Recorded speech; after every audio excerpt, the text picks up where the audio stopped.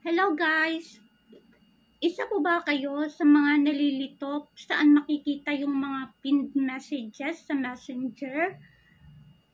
Kasi 'di ba nga minsan maraming nagchat-chat hanggang matabunan yung mga pinned messages at di mo na makikita yung saan na yung mga pinned messages at napaka-importante pa naman yung mga pinned messages ano?